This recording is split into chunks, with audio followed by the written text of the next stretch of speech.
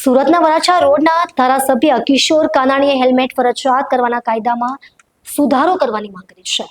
વધુમાં તેમણે કહ્યું કે શહેરી વિસ્તારોમાં આ કાયદો લોકો માટે મુશ્કેલી ઊભી કરે છે અને તેને ફરજિયાત બનાવવો જોઈએ.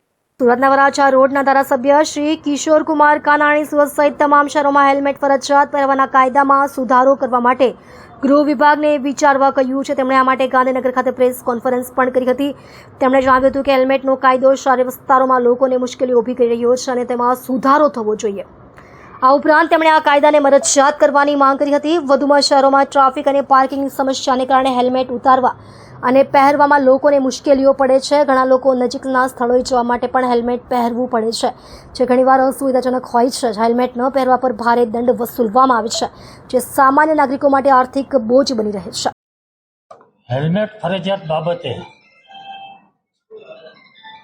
જે ગૃહ વિભાગે નિર્ણય કર્યો છે,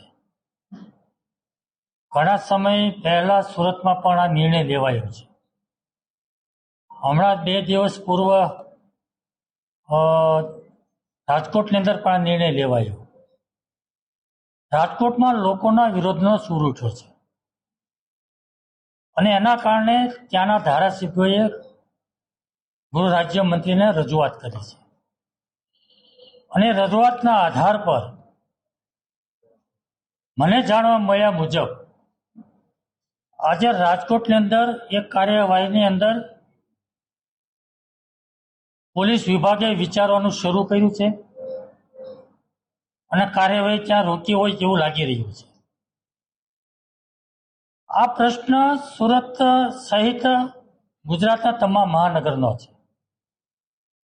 હેલ્મેટ ફરજિયાત પહેરવા માટે જે કાયદો છે એમાં લોકોને અનેક પ્રકારની મુશ્કેલીઓ પડે છે, અનેક પ્રકારની તકલીફો છે અને એના કારણે લોકો એનો વિરોધ કરી રહ્યા છે.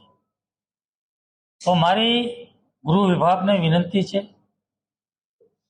કે આ જે લોકોની રજૂઆતો આવે છે, જે લોકોનો વિરોધ થઈ રહ્યો છે અને રાજકોટમાં જે રીતે વિરોધ થયો અને ધારાસભ્યો જે રીતે રજૂઆતો કરી એ પ્રમાણે આખા એ ગુજરાતની અંદર બધા જ મહાનગરની અંદર બધા શહેરોની અંદર હેલ્મેટ માટેનો વિચાર આપણે ફરીવાર કરવો જોઈએ.